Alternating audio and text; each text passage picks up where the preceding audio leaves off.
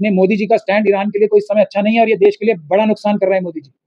हमारी आर्थिक सुरक्षा के लिए, हमारी सामरिक जो स्ट्रेटेजिक इंटरेस्ट होते हैं उसको अडानी साहब के लिए सिर्फ और सिर्फ अडानी साहब का हाइफा में जो इंटरेस्ट है उसकी वजह से मोदी जी देश का नुकसान कर रहे हैं। जैसे सरेंडर की बात मान के उन्होंने जो सरेंडर उन्हें कहा जाता है, उन्होंने युद्ध विराम जो किया ना, वो भारत का कितना बड़ा नुकसान किया अडानी जी की वजह से। कंट्री बेंजामिन नेतन्याहू साहब देश छोड़ के चले जाएंगे और इजराइल सरेंडर कर देगा दुनिया के सामने कि हमें ये देश चलाना ही नहीं है।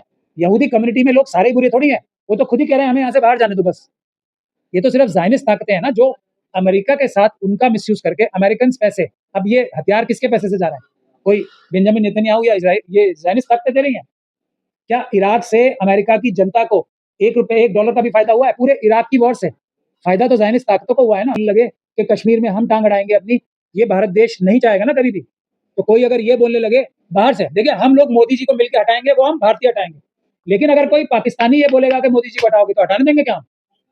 फिर हम अपनी जिद में, भले ही ये सबसे बुरे प्रधानमंत्री हैं, लेकिन जब तक पाकिस्तानी हम पे दबाव डाल रहे हैं तब तक हम इन्हें रखेंगे।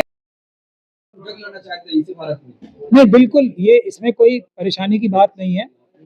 बिल्कुल जो ज़ायनिस्ट ताकतों के साथ हैं, ज़ायनिस्ट ताकतें क्या कहती हैं कि हम चोजन लोग हैं, चोजन, चुने हुए, जैसे ब्राह्मण चुने हुए लोग हैं ना। तो जिन लोगों को पसंद है इंसान के बराबर नहीं मानते, वो बेशक वहाँ जाएं। जो ये कहना चाहते हैं कि इजराइल जो है वो सब देशों को वहाँ के दबा के उनका सब कुछ छीन ले, जैसे उन्होंने फिलिस्तीन के लोगों का छीन लिया, तो बेशक वो वहाँ जाएं। लेकिन मैं उनको सिर्फ यही कहना चाहता हूँ कि वहाँ के अंदर के जो फौजी हैं वो अपना देश छोड़ के भाग रहे हैं, क्योंकि उनको भी बहका के वहाँ ले जाया गया था। और अब जब असल में उनको जो बोला गया था कि ईरान और बाकी सब लोग हमारा कुछ भी बिगाड़ नहीं सकते, किसी के पास कुछ भी सामर्थ्य नहीं है, तो कितनी बड़ी भगदड़ इजराइल के अंदर इस वक्त मची हुई है। उस भगदड़ का हिस्सा बनने से पहले, या वो बनना चाहते हैं बाद में सीख के वहाँ से, तो वो वेलकम है, जाए, कोई दिक्कत नहीं। मैं एक क्वेश्चन पूछना चाहूँगा सर, जब ये चारों तरफ से न्यूज़ आ रही है कि मोसाद का हेडक्वार्टर खत्म कर दिया है और ये ईरान खुद एक बड़ी ताकत बन के उभरा है, तो उससे रोकने की गुजारिश क्यों नहीं कर रहे? हर कोई उस पे दबाव बनाता हुआ क्यों नजर नहीं आता? नहीं, अभी देखिए, पहले तो किसी चीज का ईरान धोखा भी कर रहा है ना, क्लस्टर बम छोड़ रहा, वो देखिए संधि के खिलाफ है। नहीं, मैं वही आपसे कह रहा हूँ, एक मिनट, बिल्कुल सही कह रहे हैं, मैं आपसे इस बात का जवाब देता हूँ। पहली चीज, एक तो अभी हमें, और मैं समझता हूँ ईरानी तो बहुत समझदार लोग हैं, उन्हें ये गलतफहमी नहीं है कि जैसे इजराइल ने जो गलती की थी, पहले दिन के बाद उन्होंने ऐसा समझा कि हमने सारी दुनिया फतेह कर ली, तो ईरान वो गलती नहीं करेगा, क्योंकि युद्ध है ये, कोई भी कभी भी भारी पड़ सकता है और कोई भी कभी भी कमजोर पड़ सकता है। देखिए, ईरान ने और फिलिस्तीनियों ने खास तौर पे बहुत सब्र का और पेशेंस का मुजाहरा किया, आज से नहीं, 50 साल से ज्यादा से, 50 साल से ज्यादा से, जो, और इजराइल चाहता ही यही है। इसीलिए ईरान जो है उसकी दो वजह है जो वो उतने हमले नहीं कर रहा, वरना इजराइल जो देश है वो ईरान जो क्षमताएं उनके पास है, खत्म करने की भी क्षमता उनके पास है। जो डेथ टू इजराइल और डेथ टू अमेरिका बोला जाता है, वो एक सिंबॉलिक बात है। इजराइल से मतलब ज़ायनिस्ट सोच का है, अमेरिका से मतलब फिर जाहिर ये है ईरान क्लस्टर बम क्यों छोड़ रहा है? देखिए, क्लस्टर संधि के खिलाफ है, युद्ध के खिलाफ है, युद्ध के नियमों के खिलाफ है, तो वो ऐसा धोखा क्यों कर रहा है? देखिए, मैं आपसे सबसे पहली बात तो ये कह रहा हूँ, दुनिया के साथ ईरान ने कभी धोखा नहीं किया और अभी भी नहीं किया। अभी, क्योंकि सबसे पहले हमला किसने किया, ये बात हम भूल ही गए कि अभी किया क्या था इजराइल ने। पाबंदी है तो परमाणु हथियार क्यों बना रहा है? मैं बना रहा है, लेकिन ईरान मना कर रहा है। IAEA जो है ना, जो इस चीज की बॉडी है, वो मना कर रही है कि वो हथियार नहीं बना रहे हैं। 3 साल तक तो बिल्कुल उनके पास क्षमता ही नहीं है। ये IAEA की लेटेस्ट रिपोर्ट है। तुलसी गाबार्ड साहिबा जो डायरेक्टर हैं इंटेलिजेंस की अमेरिका में, मार्च के महीने में उन्होंने ये कहा है कि ईरान के पास कोई क्षमता नहीं है, ना वो इस तरफ जा रहा है। और सबसे बड़ी गारंटी है इजराइल, पूरी दुनिया के पास आयतुल्लाह खमेनी साहब का फतवा ईरान को बनाने में, मुझे नहीं लगता कि 2 दिन से ज्यादा कोई परमाणु बम लगेंगे। ये मेरा अपना विश्लेषण है। 2 दिन 48 घंटों से ज्यादा उन्हें कम से कम 100 के करीब वो हथियार एटॉमिक बना सकते हैं, लेकिन उनके सामने ये जो सबसे बड़ी रोक है वो फतवा है आयतुल्लाह खमेनी साहब का। और उसके बाद उन्होंने आज तक भी किसी भी यूएन चार्टर का वायलेशन नहीं किया है। इजराइल ने कोई ऐसा यूएन चार्टर या यूएन की डायरेक्शन नहीं है जिसको फॉलो किया हो। क्या और अभी भी ईरान ने क्या कहा है, और जो सबसे अच्छी बात है जो कहनी चाहिए, इजराइल अपने एटॉमिक हथियार जैसे साउथ अमेरिका ने खत्म किए थे वैसे इंटरनेशनल कम्युनिटी के सामने, यूएन के सामने हवाले कर दे। फिर अपनी जो क्षमताएं हैं उनकी, किसी भी देश की, और ये सिर्फ ईरान की बात नहीं है, वो क्षमताएं वो 3% तक लाने के लिए ओपनली स्टेटमेंट दे चुके हैं। आज भी वो ये कह रहे हैं। आप मुझे ये बताइए कि ईरान ने क्या इजराइल के ऊपर हमला किया था? क्या ईरान ने कभी भी ये कहा है कि हम अयतुल्ला उनके हेड ऑफ द स्टेट को मार देंगे?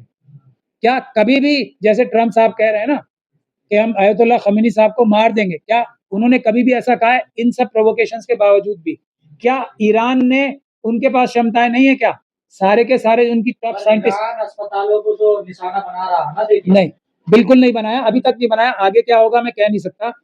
ईरान ने साइंटिस्ट मारने की उनके पास भी पावर थी, लेकिन उन्होंने लोग नहीं मारे, उनकी संस्था को, बिल्डिंग को गिराया, नुकसान किया उनकी साइंटिफिक टेक्नोलॉजी का, लेकिन आदमियों को, हेड ऑफ द जो उनके साइंटिस्ट थे, नहीं मारा। मोसाद में चाहते तो वो मोसाद के चीफ को भी मार सकते थे ना, नहीं मारा। तो ये कंपेयर हमें करना पड़ेगा, और धोखाधड़ी से तो बिल्कुल नहीं मारा। मार नहीं मारा या मारना नहीं चाहता? नहीं, देखिए अभी जो निकल के सामने आ रहा है, आयरन डोम तो खत्म ही हो चुका है। बिल्कुल यही कहा जा रहा था ना, जो इजरायली वहां से छोड़ के जा क्यों रहे? सबसे बड़े इस वक्त जो जो यहूदी कम्युनिटी के लोग हैं ना, जो जायनिस्ट नहीं है, वो अपने आप को सबसे बड़ा धोखे में महसूस कर रहे हैं, क्योंकि वहां जाने की पहली गारंटी क्या थी कि आप, ये घर हैं फिलिस्तीनियों के, ये जैतून के बाग हैं, ये आपके, आप जाओ मार पीट के ले लो और हम आपके साथ खड़े हैं, आप आराम से रहोगे। आयरन डोम है, ईरान का एक छोटे से छोटा मिसाइल भी अंदर आ ही नहीं सकता। तो ये धोखाधड़ी तो उनके साथ हुई है ना, तो वो छोड़ के जाना चाहते हैं, और ईरान उन्हें रास्ता दे रहा है। ईरान भारत के लिए भी, देखो इसराइल से अभी जहाज़ों की इजाज़त नहीं है इंडिया आने की। ईरान ने इस मुश्किल हालात में भी, जबकि इंडिया ने, मोदी जी का स्टैंड ईरान के लिए कोई समय अच्छा नहीं है और ये देश के लिए बड़ा नुकसान कर रहे हैं मोदी जी। हमारी आर्थिक सुरक्षा के लिए, हमारी सामरिक जो स्ट्रैटेजिक इंटरेस्ट होते हैं, उसको अडानी साहब के लिए, सिर्फ और सिर्फ अडानी साहब का हाइफा में जो इंटरेस्ट है, उसकी वजह से मोदी जी देश का नुकसान कर रहे हैं। जैसे सरेंडर की बात मान के उन्होंने, जो सरेंडर उन्हें कहा जाता है, उन्होंने युद्ध विराम जो किया ना, वो भारत का कितना बड़ा नुकसान किया अडानी जी की वजह से। तो लेकिन ईरान ने आज भी हमारे देश के नागरिकों को वहां सुरक्षित रखा हुआ है। इजरायली वहां पे लात मार रहे हैं भारतीयों को, वो बंकर्स में घुसने नहीं दे रहे हैं भारतीयों को, फिर भी अडानी जी की वजह से मोदी उन्हीं का साथ दे रहे हैं। तो ईरान और इजराइल के कैरेक्टर में हमें हमेशा कंपैरिजन करना जरूरी है। आज भी, अगर अभी तक तो ये कहा जा रहा है ना, उन्होंने अपने एक्चुअल हथियार अभी तक इस्तेमाल ही नहीं किए।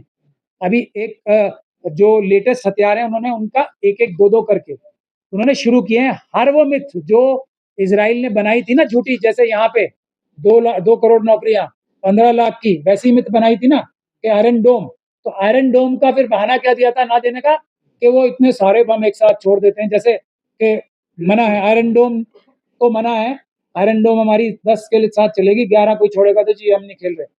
लेकिन उसको भी ईरानी जो है फौज ने तोड़ा, अकेला सिर्फ एक मिसाइल छोड़ा, वो भी रोकने के लायक नहीं है। तो ईरान अभी भी पूरी तरीके से जो जो इंटरनेशनल नॉर्म्स हैं उसके हिसाब से युद्ध कर रहा है। इजराइल किसी भी इंटरनेशनल नॉर्म को नहीं फॉलो कर रहा।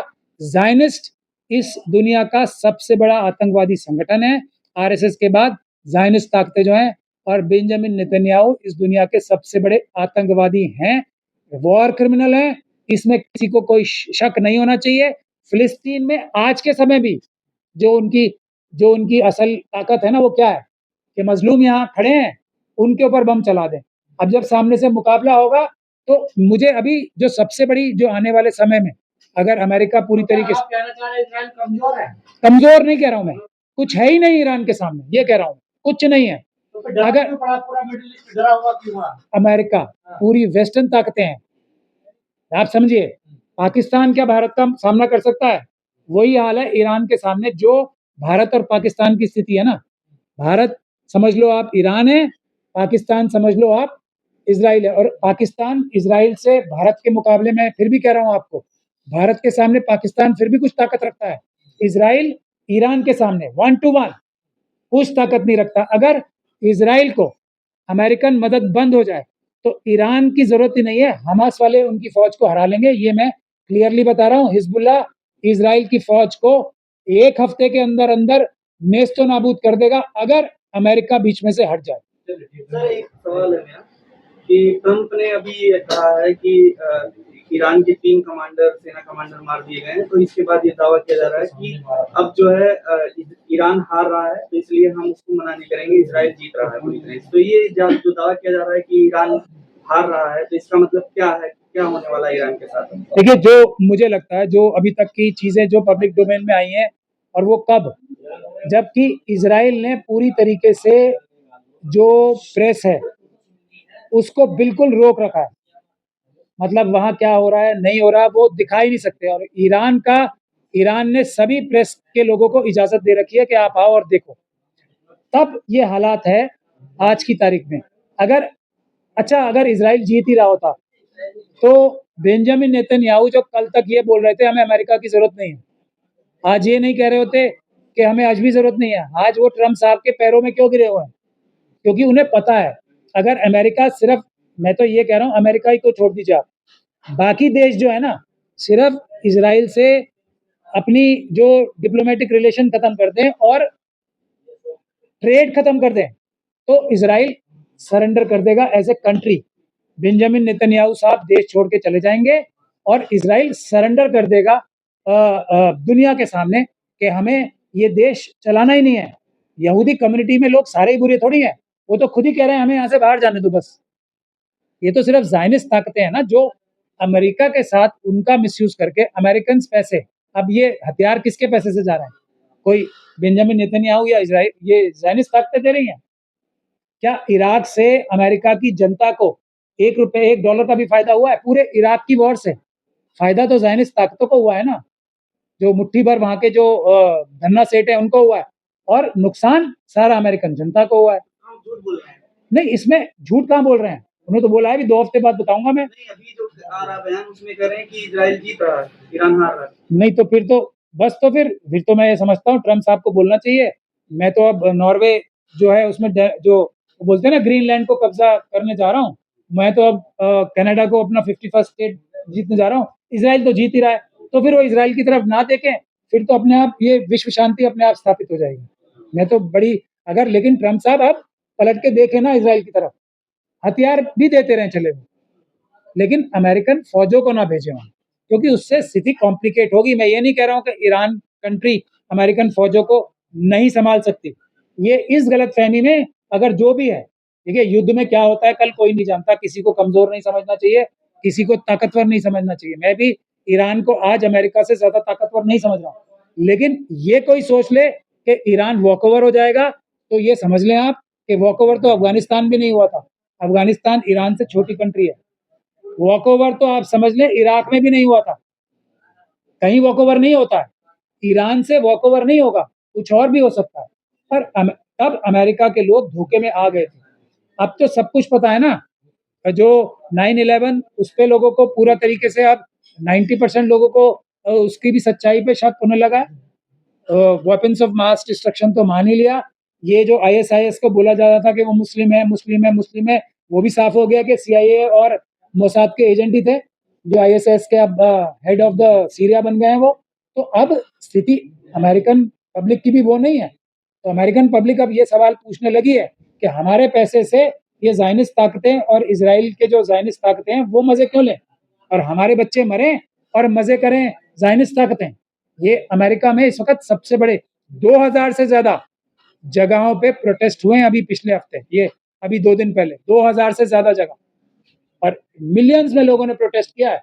तो ट्रम्प साहब को अगर, क्योंकि वो पता नहीं किस-किस लोगों की सलाह लेके चलते हैं, अगर कोई उन्हें ये सलाह दे रहा है, तो मैं ये समझता हूँ विश्व में शांति स्थापित होने का समय आ गया है कि इज़राइल जो है ईरान को हरा रहा है। ये बहुत ही अच्छी खबर है, ट्रम्प साहब यही सोच के रहें अगले फिर 1 हफ्ते में। मुझे नहीं लगता कि सोनिया गांधी कह रहे हैं कि मोदी चुप क्यों साधे हुए हैं, क्योंकि ईरान तो पुराना दोस्त रहा है और ऐसी घड़ी में मोदी जी को तुरंत बयान देना चाहिए। तो बात सिर्फ ईरान की नहीं है। ईरान अपनी लड़ाई अकेले लड़ रहा है और जीतने में समर्थ है, ये बात समझ लें। बात भारत की है। भारत का जो कैरेक्टर है ना, वो मोदी जी ने उस पर बहुत बड़ा दाग लगा दिया। भारत का कैरेक्टर हमेशा एग्रेसर के खिलाफ रहा है। भारत का कैरेक्टर हमेशा इंसाफ और बराबरी के लिए रहा है। भारत का कैरेक्टर हर एक देश की इंटरनल अफेयर्स में इंटरफेयर करने से मना रहा है। कोई अगर अकल को ये बोलने लगे कि कश्मीर में हम टांग अड़ाएंगे अपनी, ये भारत देश नहीं चाहेगा ना कभी भी। तो कोई अगर ये बोलने लगे बाहर से, देखिए हम लोग मोदी जी को मिलकर हटाएंगे, वो हम भारतीय हटाएंगे। लेकिन अगर कोई पाकिस्तानी ये बोलेगा कि मोदी जी को हटाओगे, तो हटाने देंगे क्या हम? फिर हम अपनी जिद में, भले ही ये सबसे बुरे प्रधानमंत्री हैं, लेकिन जब तक पाकिस्तानी हम पे दबाव डाल रहे हैं तब तक हम इन्हें रखेंगे, फिर हम इनका कान पकड़ के हटा देंगे। तो ये अगर अमेरिका और इजराइल ये बोल रहा है खामेनेई साहब को हटा देंगे, तो ये भारत का स्टैंड कभी नहीं रहा है। भारत इस वक्त चाइना से पीछे जा रहा है, मतलब मॉरल भी। चुप्पी की वजह क्या है? चुप्पी की वजह सिर्फ अडानी है। चुप्पी की वजह अडानी, अडानी और अडानी, अंबानी, अंबानी और यूसुफ लुलू जैसे लोग हैं। मोदी जी को सिर्फ और सिर्फ अडानी, अंबानी, यूसुफ लुलू साहब से प्यार है। भले ही देश किसी भी दिशा में जाए, इस समय हम लोग सबसे बड़े आर्बिटर होते दुनिया में शांति स्थापित कराने के लिए, अगर मोदी जी प्रधानमंत्री नहीं होते। लेकिन फिर भी अगर कोई अमेरिका से हमें ये बोलेगा मोदी जी को हटा दो, तो और मोदी जी को हम देख रहे हैं कब ये कर सकते हैं, उनकी सुरक्षा के बारे में एक शब्द बोल देगा अमेरिका से कोई या इजराइल से, तो हम लोग सबसे आगे खड़े होकर मोदी जी की हिफाजत करेंगे। इसकी मजाल है जो हमारे रहते मोदी जी को टच भी कर दे, हम अपने आप उनका कान पकड़ के हटाएंगे। हमें पता है वो मशीनों में गड़बड़ करके या जैसे भी इलेक्शन जीतते हैं, वो हमारा मसला है, हम हटाएंगे उन्हें।